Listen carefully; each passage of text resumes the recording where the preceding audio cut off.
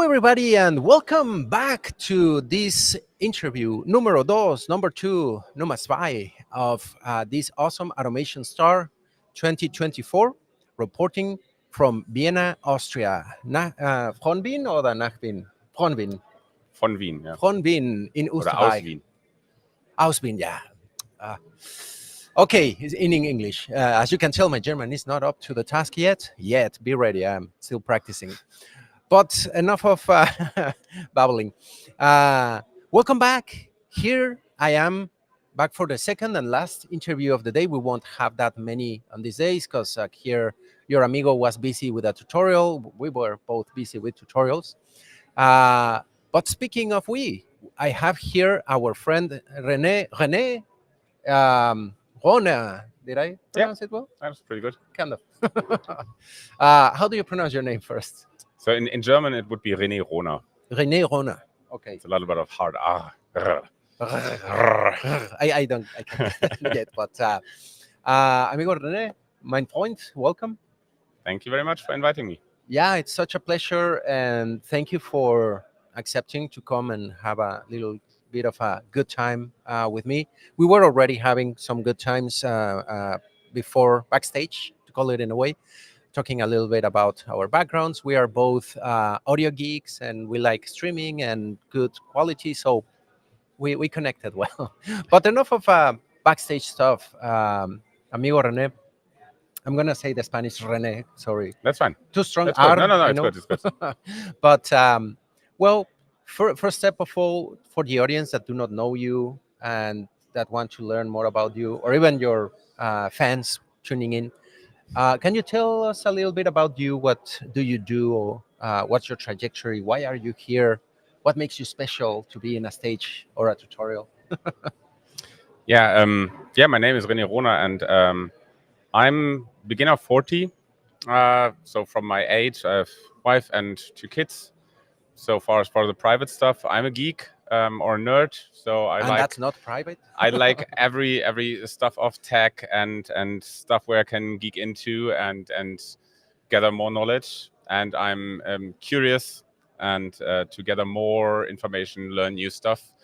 And I would say nowadays I'm a test automation specialist, specialist in keyword-driven testing, also an open source enthusiast, and I would nowadays also call me a Python developer as well, because I do some Python coding in the open source realm. And I'm working for now more than 10 years as a testing consultant at a company called Imbus, which is a German consultancy companies, one of the more bigger ones, but specifically focused on testing and only software QA.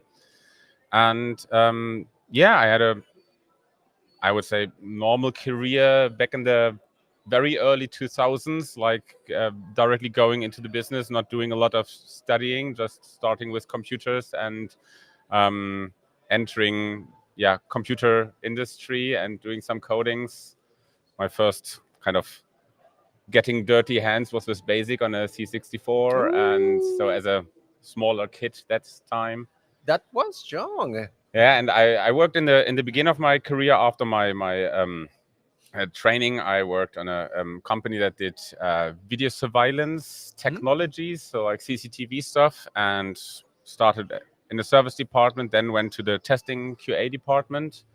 And we were doing surveillance system, for example, for the Ariane space hub in French Guiana, or many government things, jail, stuff like that. And there I learned how to do software testing, QA, and also the importance of QA. So like you can imagine, like if a system where you have a jail where you have really bad people in the jail and it kind of stops working, it's kind of a no-go.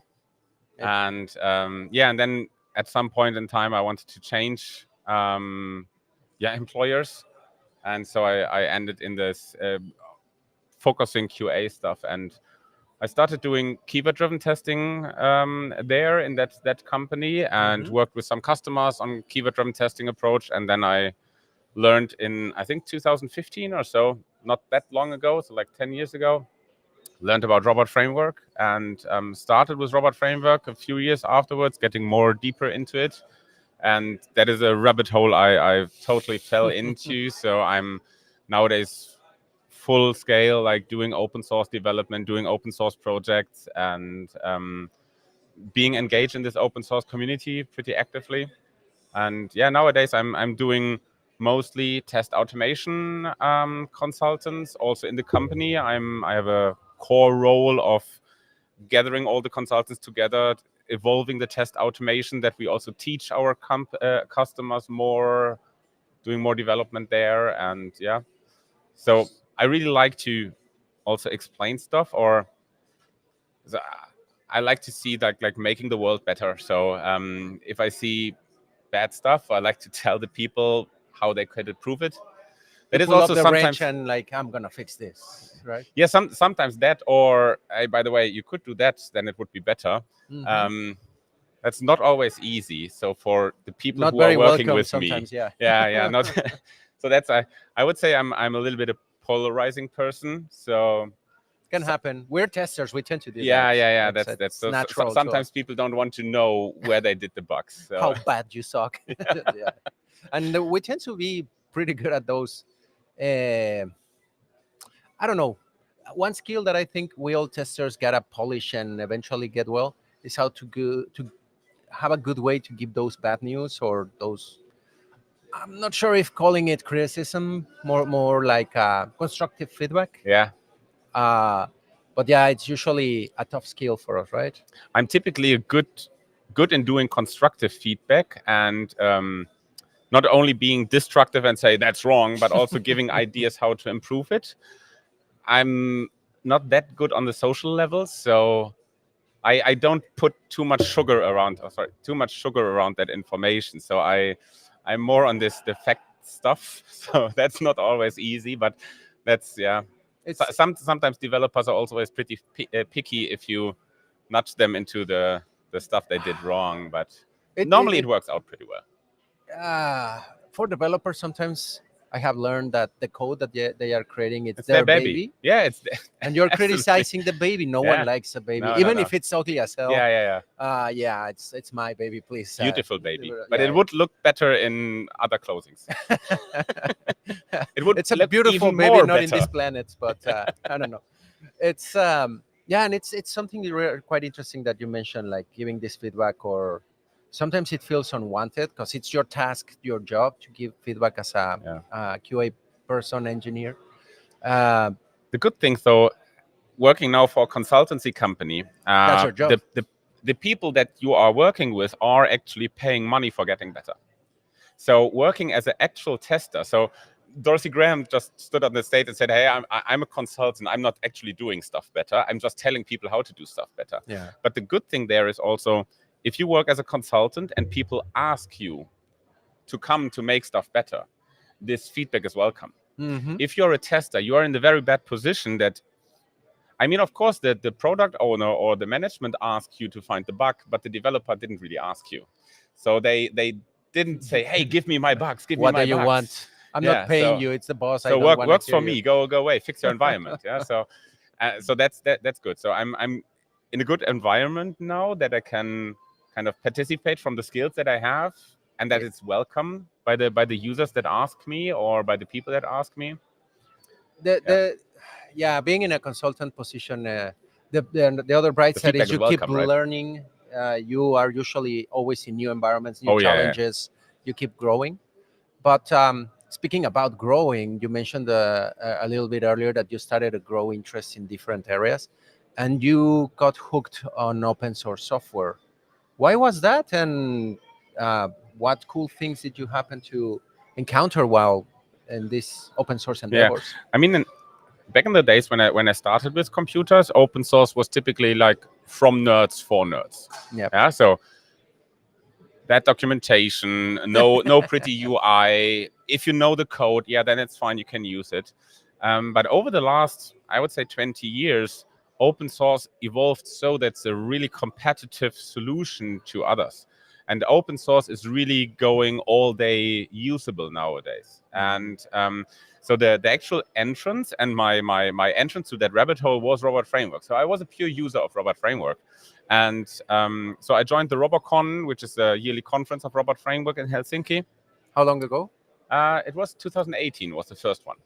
So I went there, and it was also the first conference of Robot Framework back in that time. So I learned so I had very little knowledge about Robot Framework at that time. So I learned more on that conference. And of course, it was open source. And back in that day, open source is just free to use stuff. Yeah. So someone made it, someone paid for it, and I can just use it. I don't have to pay shit for it. So that was my entry level as a user. But in the first training I had during RobotCon, the people explained me Robot Framework and the possibilities and how data-driven testing and keyword-driven testing works there. And there was no possibility to do data-driven testing with external data sources. Like, you have your script, yes, and then you want to have your Excel file where you have your test rows, your data rows, or Everything CSV included or files. local and have it there, right? Yeah, and in Robot Framework, it was so in the script itself, you have to make lines where you have the data combinations, like in Cucumber, you have these tables. So, and I was used in the German market. We're working with insurance companies, working with banks. They are generating lots of test data by generators, by classification tree editors, stuff like that, or pairwise combinatory testing tools. So you get a lot of data. You have maybe one use case for an insurance company, but then you have 200 or 500, which is very low number, combinations that you have to test. And putting these numbers from the Excel file into the robot code was no option for me. So I said, okay, how can I connect the CSV file to Robot Framework? Yeah, it's not possible.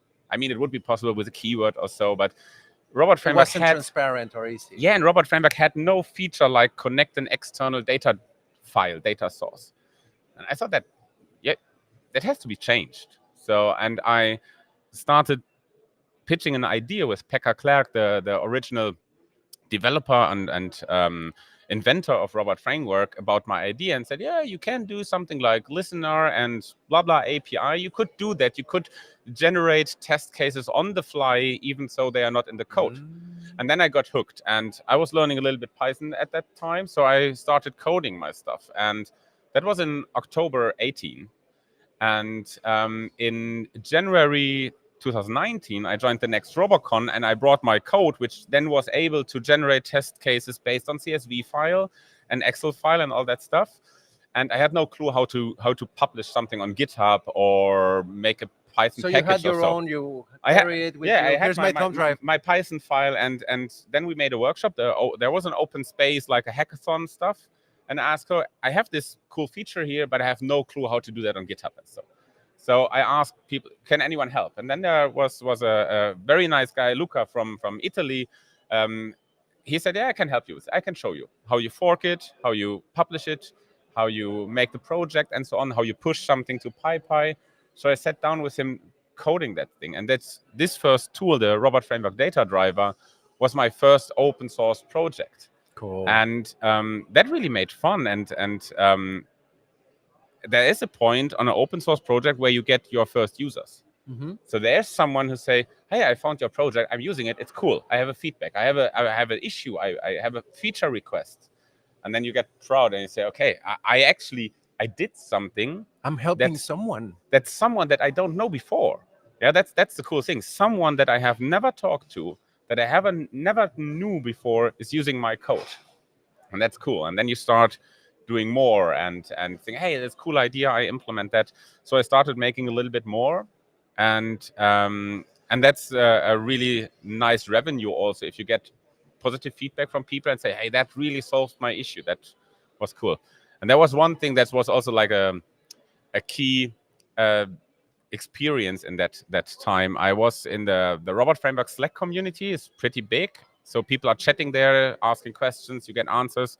And I had a channel at that time for this data driver there. And there was someone asking, so, hey, I followed the data driver tutorial and I have a question, this and this is not working. And so, what do you mean with data driver tutorial? You mean the documentation? No, I mean this, and posted a YouTube link. Oh, cool. And there was literally someone in India saying, hey, and that's how you're doing data-driven testing. Screen recording, wi- explaining, and yeah, and there was some dude in the internet making a tutorial about my project. And so, you gotta have felt like butterflies in your stomach, yeah, like, yeah, yeah. oh So, my god, this and is that's getting real. that. Yeah, it's getting real. It's really used. It's used in India or wherever. Yeah, and so that was, and then I were getting better in Python and all that stuff, getting way more involved in the community. Nowadays, I don't know. Maybe I have 10 different tools for robot framework that I developed. One crypto library for, sorry, asynchronous cryptography, storing the Wow. secrets. I think the most used thing is the robot framework browser, where I also gave the talk. It's a Playwright based keyword library. So it's using Playwright as a technology. And we invented that in 2020 together with three other guys from Finland, and we made that new library, and this has really like thousands of users nowadays, and it's getting more and more and more, and it's becoming one of the most important libraries of robot frameworks. So it's Wow. really You widely gotta used. feel proud of that, right? Yeah, I mean it's always good, but it's also challenging. You with this huge user base of open source projects, you get Keeping up demand. with You get a requests. lot of demand. You get requests. Fortunately, the robot framework community is helping out pretty well. So you have users that are experienced in that library and help others. So I or Tatu, my colleague, do not have to answer everything. And specifically if it's stressful in the job and then maybe private stuff changes, kids go to school or something like this, it's You're really not alone. challenged. Yeah. And I'm really lucky because also my employer now realize that open source is a good vehicle also to become more recognized outside, that I can actually spend some work time doing that stuff, but I'm also doing, of course, private time investing in these open source projects. And I think there are several things that you mentioned. They're open source, of course, the advantages that it has. On one hand, yeah, it's free, gratis. Everyone we can enjoy some of the benefits right away without needing a dime. But when you started to get into it, doesn't do it. Do it yourself. Collaborate, contribute, and send it yeah, because it's gonna be used to the with the community. I'm gonna get into that part in a moment. But at the same time, most of it is extendable. Someone else may be creating it as well, so it's a open source becomes a live thing, breathing, full of engaged people that you wouldn't believe, like, oh my god, you are on the other side of the world interested in my silly thing. It's not silly, it grows, and then it starts to you can I have met a few friends that, yeah, I created this, but I just like gave control to a few members and exploded. So it's there are lots of advantages on open source and collaborating, sharing code, but yeah. it caught my attention big time, and I can relate that you needed help with GitHub. Why do you think that us testers? Because you are not the only one. I also was in that situation. That GitHub. How can I? Do you have clone? How's that? Why do you think that the testers are not so involved, or many do not know Git I think technologies? um, I would like to cycle back afterwards to the thing like open source and contribution We'll get to there, topic. but before, GitHub Before is that, key yeah. for something So like that. I think the root cause or the situation is the origin of testers. So typically, I would say someone who is engaging test automation, testing, is not coming from the development direction. So the people are not studying computer science, working as a developer, and then at some point says, "Hey, let's do test automation." They are coming from the other side. So they are, I would say, a typical tester is a user in the first hand, maybe someone working in the support department, or actually like in an insurance company, some employees that actually sell insurances or Have so. the And know-how of that business. if you are a curious person, if you are someone who is looking behind the The plate or curtain, behind or the curve, and you say, hey, I found something and that's not working correctly, and I stand up and say something, so I'm engaging and I'm communicating my I'm questioning it. concerns. You're questioning it. I'm criticizing you. Yeah, yeah, but just like this curiosity of finding something and also reporting something, not saying, oh, I don't care. It has a bug, You but I have an don't ugly care. baby. Yeah, so people that are interested in also reporting bugs are then asked by other people, okay, maybe you want to move to the tester's direction. So from users, you become a manual tester. Those manual testers that maybe are a little bit more curious and more capable of understanding code go to test automation. So it's more this direction. Of course, you have a lot of side tracks. So people are directly engaging as a tester because they know a little bit of programming, but they don't want to do all the coding in the basement. They want to do communicating with people. So because testers, you have to be communicative. It's not enough to write tests or your I code. You think have of to the communicate. IT areas, testers are more The open, more extroverted ones, willing. yeah. They look on your shoes, not on themselves. Kind of. Not everyone, but no, Yeah. they like to Yeah. communicate, and when they see something, they say something. And I think there's the root cause because they are not the developers that start working with Git, Mercurial, and So stuff. you're They saying are that coming from maybe a stranger context. I So do agree. So you're saying that Git is more designed or geared towards yeah, developers, which I think kind of it is. I also think of some of the tools that even automation testers, uh, this obsession with drag and drop and codeless and stuff makes it difficult, right, to be sharing these things. yeah, You won't be learning how to put the code out there, and and also like nowadays you have a lot of good tools for doing Git and stuff also graphically. without That was knowing not very well what's with happening. not knowing the commands all the time from your head. You can click and say right click commit and you give a commit comment and stuff like that. Are you a command line person? Normally, yes, but for example, for Git, I still use tools like Source Tree or Tortoise or stuff like that. Yeah. So also I know the Yeah, commands, but for merging and stuffing and seeing, I want to see stuff. So I'm more a sometimes it can visual get person. complicated. Yeah. Now, back to what you wanted to mention about this collaboration and open Yeah. source. You wanted to comment on something, but first, something that got my attention when I started to learn the GitHub environment and community. It's a freaking social network. Yeah. It's the behaviors, the prices, the stars, the likes, and uh, what is your experience and what did you wanted to mention about around open source and Yeah. collaboration? Like my colleague that does a browser library with me, someone asked him, so what's your social network? And he said GitHub. So it's because that's like Git the what? stars and the issues and stuff like that. It could have. So what I would like to see actually a little bit more is the discussion point on GitHub. Sometimes issues are used to do discussions. I think there they could improve a little bit to really engage the community. Not having the need of other tools like Slack or Discourse or Discord or something like that on the side, but more integrated into this environment to really engage people more in the open source situation so that they can also discuss or ask questions there. Maybe that would be maybe a nice feature. That's interesting, and I do agree because like I'm sick of now for this you go to Slack, now for this you go to Discord, now for this you go to whatever other Yeah. platform. I can't keep track with that many chat platforms, Yeah. and to keep up the discussion, I agree. It's not the same with you can leave replies, and GitHub is very asynchronous, which on some things I enjoy. Like I don't have time for this right now. I'll come back. Don't bug me.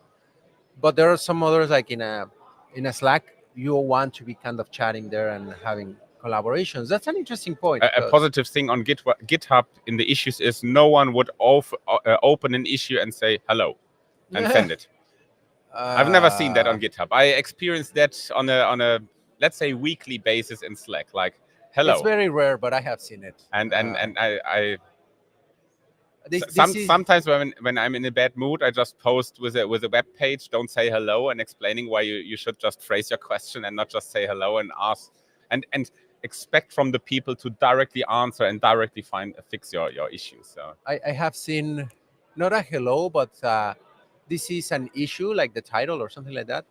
And then they submit it. And on the rest of the messages, then there's the yeah, description, no MD, no. But that's also where you notice where that some of these users are, because there's an etiquette in GitHub, like you should create a good issue Yeah. with this information, headers, MD. When I was new in the platform, I was like, oh damn, I think I just destroyed the pipeline or silly things like that, right? And there are some things like you got me thinking of a South Park episode. I don't know if you know South Park or see it. I think it was Randy that was angry that I think it's Kenny. No, not Kenny. Kyle didn't befriend him, and he was like, "Aren't we friends, son?" I was like, and he was like, "Stop bugging me. I don't. I'm in the network. I don't care." But some of these things, like, "Hey, aren't you gonna add a star to my code? Aren't you gonna like put a comment Yeah, or?" and that's actually going into the direction I wanted to say anyway about open source. So you mentioned like there is a community, people are asking questions and so on, but this is not just the tip on the iceberg. This is the bloody penguin sitting on the tip of the iceberg. Yeah, so those are the people. So this very tiny penguin on top. These are the people who are asking a question or who are opening an issue. There is But there so are so many others huge. around There's just so looking at. huge at the bottom. Just users don't asking anything, don't engaging anyone, don't reporting bugs. So, for example, in our browser library, we made like a wall of fame kind of thing. Um, and you know it on some other open source projects the same. So everyone who contributes an issue or ask a question or reports a bug, they are added to the list of contributors. Yep. So we directly say, okay, add that person to the list of contributors for bugs, or add this person as a list of contributors for coding or stuff like that. So we have a huge amount of people because we want to encourage people to get more active. The And gamification that GitHub has, like the badges and the prizes, and I have a friend that got obsessed. This panel that how often in the days did you do some activity, pull requests, or one day we were having breakfast and he just pulled the cell phone and started. I'm like, what are you doing? Oh, checking in code, and mhm, I'm like, why now? Aren't we? because I hadn't done a Hello. commit today. I didn't do any commit today, and I will lose my green box in there. And Yeah, we're like, you will lose your strike, or yeah. okay, if that's the point, I told him you can create a script for that if you're really worried about Automate the it. stuff, yeah. Automate, check it, do an, I don't know, automated pull request or something under your user, and Yeah, but then it's merge not or real. whatever. It's cheating. Was what he was doing? He just pulled something at it, a semicolon, and just submit. And Okay, I'm that's like, also cheating. right? Yeah, But it was the social pressure that he was already. adding a new I'm line. like, is this like the Instagram for developers? Like you feel self-conscious or something like Yeah. that? And I don't know. It's a double-edged sword because, as you were saying, it makes you want to have some activity there. I feel good. I don't even know why I get you. I get a little But shark I badge. did Or I did never get hooked into this this gamification of GitHub. That was never a no, reward but giving thing for me. So that's one for you. But for you is the community, the yeah, responses. yeah, Everyone gets some sort of serotonin generated in their brain while interacting, yeah. and I think it's something can be addictive. And don't be like my friend, and just Yeah, also I worked too many nights on open source just to getting a new release out so that the community likes it, and yeah, can be addictive. Yeah, but that's a good point. I think what I also want to say, like about the open source, it's really important to contribute, and not just being a silent user. So that's the important thing. So don't be a silent user of open I source, mean, like if you directly to can, you. not everyone can or should be contributing. There are Yes, sometimes, and but yeah, if you but can, contribution start with giving feedback. yeah, Contribution okay, start with giving a star. So if you use an open source project and it's helpful for you, give it a star. If you're using a VS Code extension, leave a positive feedback. Yeah, it's like, hey, subscribe and give a thumbs up. Yeah, in YouTube. So by the way, subscribe and give a thumbs up. Is it on thank you, YouTube thank you. as well? Yeah, this Okay, is. then subscribe, click the button, and click the bell so that you don't Oh miss wow, the he knows next one. that. Okay, I don't need any help anymore. Thanks. So like giving feedback is the minimum thing that you can do. A minimum thing maybe clicking the star, then giving feedback, opening an issue when you find a bug, asking questions, giving some feature ideas so that the community can think about these things. And also maybe contributing code if you are capable of doing that, telling a friend or something like this, helping others in questions. So for example, if you are in a community like the Robot Framework community, or if you're in Playwright Discord or wherever, and you have people asking questions, read that. Don't let the community leaders, those people who are totally addicted, and like Tatu, for example, says every time he's in the restroom and sitting there and has nothing better Nah. to do, he's answering questions on Slack. So because he's there and then he can answer questions, that's his answer time. So I think for that's better everyone who than gets just an doom answer from scrolling. Tatu, you know what he's doing right now. So Reply with the poop emoji.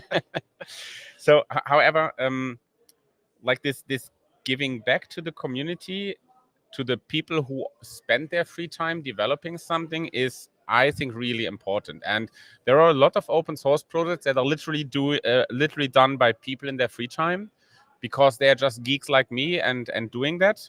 And there are multiple ways of contributing.